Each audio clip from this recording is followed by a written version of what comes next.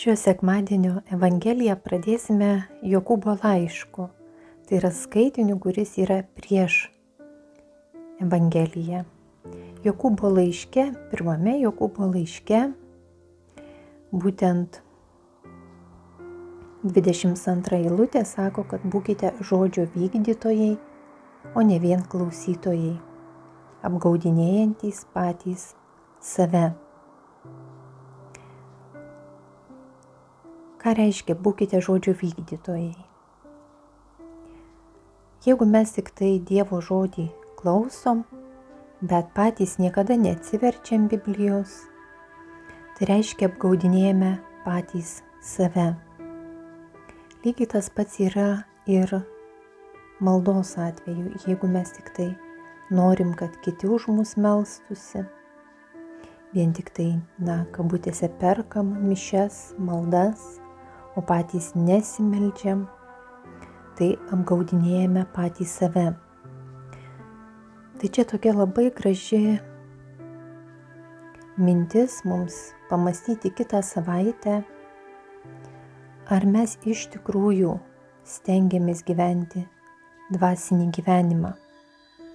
Nes jeigu jo nesistengiame gyventi, tai tada negalime ir norėti gerų rezultatų, akivaizdžių pokyčių, nes tik klausytojai, anot apaštalo Jokūbo, apgaudinėja patys save.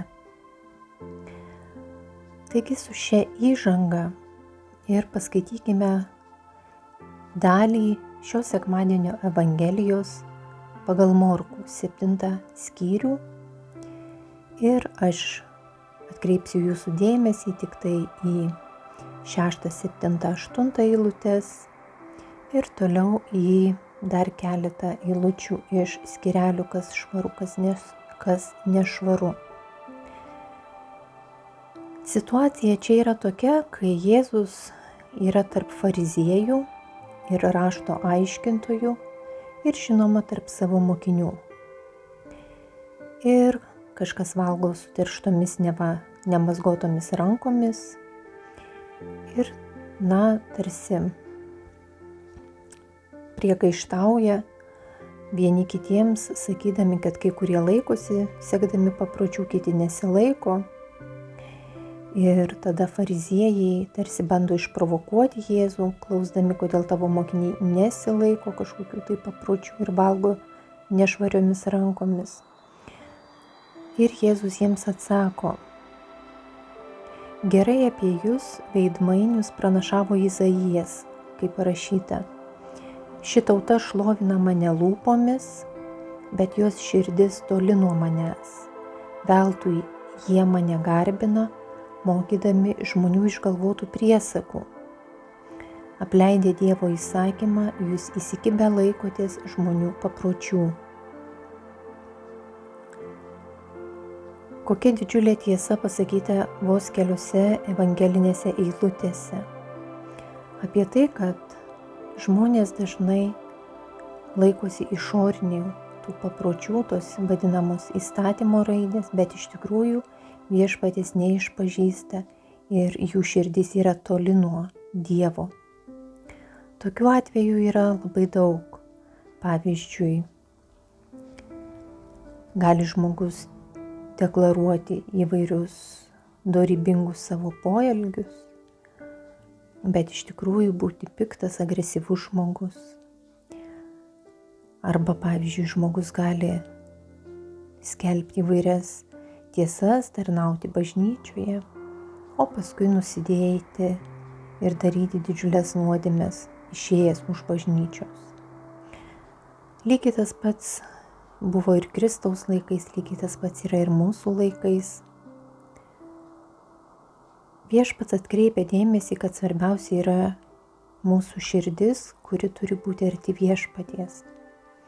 Jeigu norime, kad kas nors mūsų gyvenime keistusi, pagrindinis mūsų tikslas yra priartinti širdį prie viešpaties ir kuo mažiau kreipti dėmesio į tai, ką kalba, sako žmonės, o laikytis to viešpaties vedimo savo širdyje, savo dvasioje.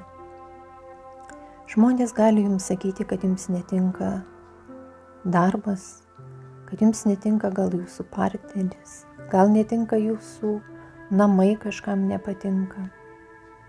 Bet visa tai yra tik išorinė žmonių nuomonė, papročiai, kurie kartais yra visiškai netikę. Kritikuoti kitą, patarinėti, kitų patarimų neprašoma.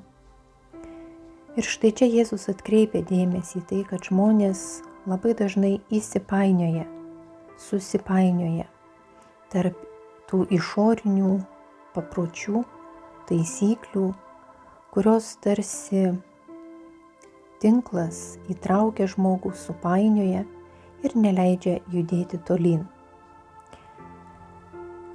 Toliau šio sekmadienio Evangelijos eilutės dar stipresnės ir vėl sušaukęs minią Jėzus kalbėjo: paklausykite manęs visi ir supraskite, nėra nieko, kas iš lauko įėjęs į žmogų galėtų jį sutepti. Žmogus sutepa vien tai, kas iš žmogaus išeina. Iš vidaus, iš žmogaus širdies išeina pikti sumanymai, paleistuvystės, vagystės, žmogžudystės, svetimavimai, godumas, suktybės, klasta, begėdystės, pavydas, šmeižtai, puikybė, neišmanymas. Visos tos blogybės išeina iš vidaus ir suteršia žmogų. Jėzus išvardino pagrindinės mūsų nuodėmes, kurios lemia nesėkmes mūsų gyvenime. Godumas, suktumas ir klasta, begėdystė ar pagašumas, pavydas, šmeižtas, puikybė ir neišmanymas. Visos šios nuodėmės, dar šalia ir paleistuvystės, vagystės, žmogžudystės, visos šios nuodėmės kyla tik iš žmogaus širdies. Žinoma, kad sužeistos žmogaus širdies.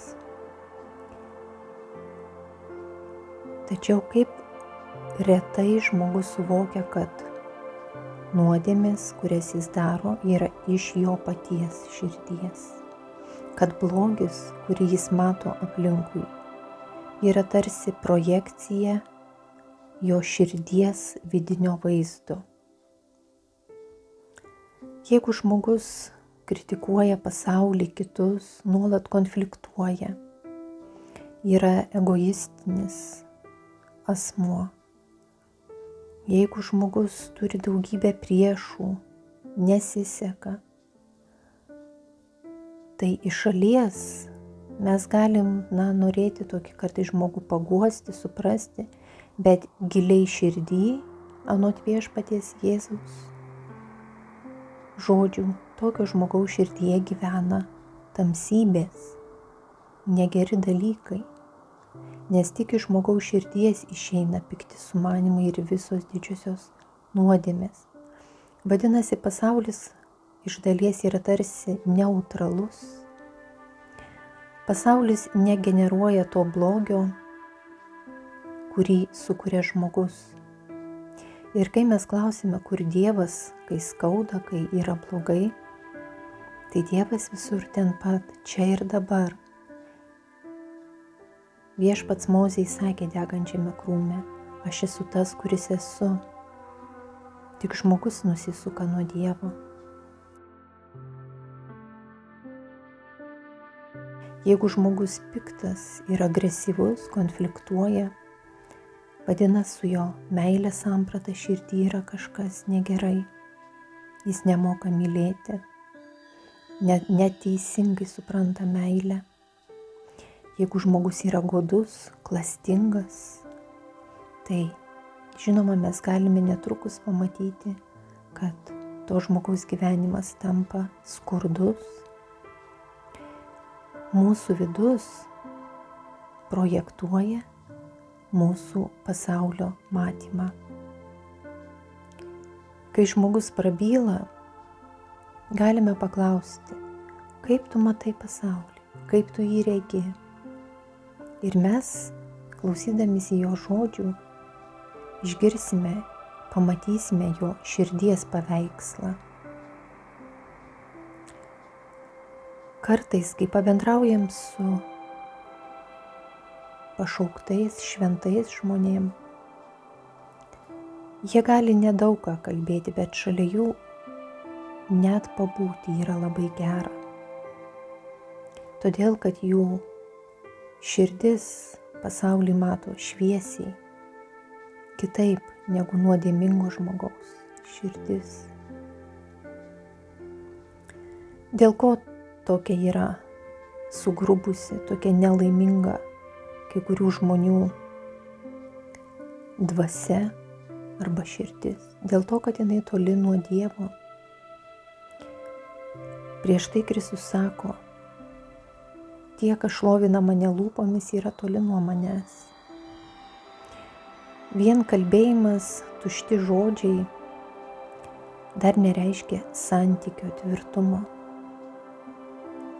Santykis gimsta tada, kai širdis supranta kitą širdį. Dėl to mes niekada nepamiršime mokytojų, tų, kurie mums kažką davė. Nes tie žmonės, kurie mums davė šviesą, kažkokias įžvalgas, mokymus, kurie pakeitė mūsų gyvenimus, jie yra siųsti Dievo. Ir tokių žmonių mes niekada nepamiršime, nes jie palietė mūsų širdis. O visa kita yra praeinantys dalykai. Taigi ir Viešpats nori to tikro žmogaus santykio, širdis į širdį, bendrauti su Viešpačiu kaip su pačiu artimiausiu asmeniu. Širdis, kad būtų arti Viešpaties. Ir tada mes neprojektuosime į pasaulį nei apgavysčių, nei išdavysčių. Tada nekursime sąmokslo teorijų ir nematysime daugybės kitų piktų dalykų, kurie neva yra aplinkui pasaulyje. Geras žmogus net sunkiuose išbandymuose mato Viešpaties planą ir supranta, kad išbandymai mus moko, ugdo. Geras žmogus net priešus vertina kaip mokytojus, nes priešai geriausiai mus moko augti ir tobulėti, nebedaryti klaidų. Taigi, gero žmogaus širdis yra arti Viešpaties. Ir iš gero žmogaus širdies niekada neišeis blogi dalykai, kurie sutepa ir kitus. Todėl galvokim, kas išeina iš mūsų širdies, iš mūsų lūpų. Galvokim, kokie mes iš tikrųjų esame žmonės, kokie rezultatai yra mūsų gyvenime. Ir venkime tų išorinių neteisingų papročių, nepaisykim kartais tų nesveikų primestų nuomonių, nes niekas kitas geriau nežino, ko jums reikia, kaip tik jūsų širdis. Jūsų širdis geriausiai žino, ko jums reikia.